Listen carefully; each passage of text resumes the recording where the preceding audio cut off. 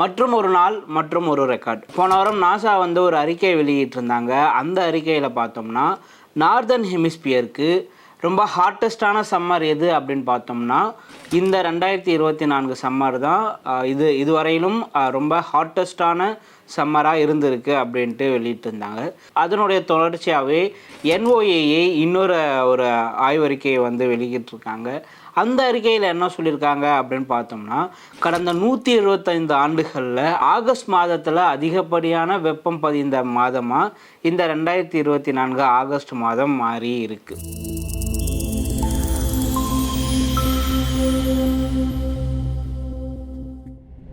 So போன வருஷம் 2023 மேலிருந்து இந்த 2024 ஆகஸ்ட் வரை தொடர்ச்சியாக பார்த்தோம்னா அதிகப்படியான வெப்பம் கொண்ட மாதங்களாக கடந்த 15 மாதங்களாக இருந்திருக்கு. கடந்த வாரம் வெளியான இந்த நாசா அறிக்கையில் நார்தர்ன் ஹெமிஸ்பியர் பகுதியில் ரொம்ப ஹாட்டஸ்டான சம்மராக இந்த ஆண்டு பதிவாகிருக்கு அப்படின்னு சொல்லப்பட்டிருந்தது. இந்த நார்தர்ன் ஹெமிஸ்பியர் பகுதி எந்தெந்த பகுதியில் உள்ளடக்கி இருக்குது அப்படின்னு பார்த்தோன்னா இந்தியா நார்தர்ன் ஹெமிஸ்பியரில் தான் வருது. ஆசியா, ஐரோப்பா, வட அமெரிக்கா அப்படின்னு சொல்லிட்டு பூமியில் இருக்கக்கூடிய பெரும்பான்மையான நிலப்பகுதிகள் வந்து வடக்கு அரைக்கோள பகுதியில் தான் வருது. ஸோ இந்த வடக்கு அரைக்கோள பகுதியில் வந்து தான் சம்மர் சீசன் எதுவாக அவங்க வந்து கணக்கில் எடுத்திருக்காங்க அப்படின்னு பார்த்தோம்னா ஜூன், ஜூலை, ஆகஸ்ட் இந்த 3 மாதங்களை தான் வந்து வடக்கு அரைக்கோள பகுதியுடைய சம்மர் சீசனாக அவங்க வந்து டிஃபைன் பண்ணியிருக்காங்க.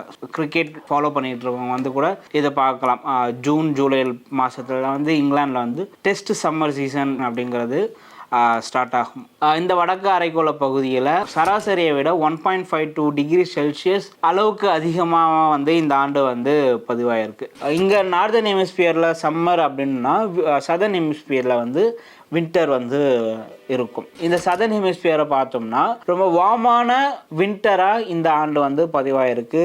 இந்த ஆண்டு தொடக்கத்திலிருந்தே பார்த்தோம்னா அதிகப்படியான வெப்பமாக தான் நம்ம இந்த ஆண்டு முழுக்க சந்திச்சுட்டு வந்துக்கிட்டு இருந்தோம். வட இந்தியாவை பொறுத்தவரை பார்த்தோம்னா 2024 ஜனவரி தான் ரொம்ப வறட்சி மிகுந்த ஜனவரி மாதமாக பதிவாகி இருந்தது. அதை தொடர்ந்து மார்ச், ஏப்ரல், மேல பார்த்தோம்னா இந்தியா முழுக்கவே வெப்ப அலைகள் வந்து ஒரு மிகப்பெரிய பிரச்சனையாக வந்து மாறிட்டு இருந்தார். ஒரு நாளில் அதிகப்படியான வெப்பம் பதிந்த நான்காக ஜூலை 22 வந்து மாறி இருந்தது. இதுக்கு முன்னாடி பார்த்தோம்னா கடந்த ஆண்டு ஜூலை மாதம், ஜூலை 7 நினைக்கிறேன், அதிகமான வெப்பம் பதிந்த நாளாக இருந்தது. அதை தொடர்ந்து இந்த ஆண்டு 3 நாட்கள் வந்து போன வருஷத்தை விட பிரேக் ஆகிருக்கு. ஜனவரி 21, 22, 23 தொடர்ச்சியாக போன வருஷம் பதிவான அதிக வெப்பம் மிகுந்த நாளை விட இந்த வருஷம் 3 நாட்கள் ரெக்கார்ட் ஆச்சு. அதில் ஜூலை 22 தான் இதுவரை நம்ம கிட்டே இருக்கக்கூடிய டேட்டாவில் ஒரு நாளில் அதிகப்படியான வெப்பம் பதிந்த நாளாக இந்த ஜூலை 22 இருந்தது. அதாவது செப்டம்பர்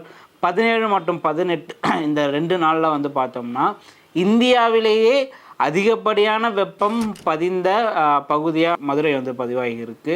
மதுரை, சென்னை போன்ற பகுதிகளில் 100 டிகிரி ஃபாரன்ஹீட்டுக்கும் அதிகமாக டெம்பரேச்சர் வந்து தொட்டுக்கிட்டு இருக்கு. எப்படி 2023 அதிகமான வெப்பம் கொண்ட ஆண்டாக பதிவாகி இருந்ததோ அந்த ரெக்கார்டை 2024 பீட் பண்ணுறதுக்கு உண்டான வாய்ப்புகள் 97% இருக்கிறது அப்படின்ட்டு இந்த NOAA அறிக்கையில் கூறப்பட்டிருக்கு. இது 3 மாதத்துக்கு முன்னாடி யூரோப்பியன் ஸ்பேஸ் ஏஜென்சி வெளியிட்டிருந்த அறிக்கையில் இந்த ஆண்டு 2024 அதிக வெப்பம் கொண்ட ஆண்டுகளாக மாறுறதுக்கு உண்டான வாய்ப்புகள் 85% இருக்கிறது அப்படின்னு சொல்லிட்டும் கிட்டத்தட்ட உறுதிப்படுத்தியாச்சு. 2024 தான் வந்து அதிகப்படியான வெப்பம் பதிந்த ஆண்டாக மாறப்போகிறது அப்படின்ட்டு கிட்டத்தட்ட சொல்லிட்டாங்க.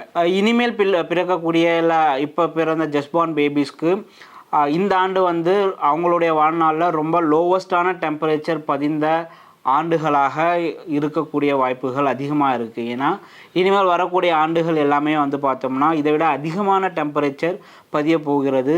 அந்த மாதிரியான உலகிற்கு நாம் வந்து விட்டோம் அப்படிங்கிறது தான் நிதர்சனமான உண்மை.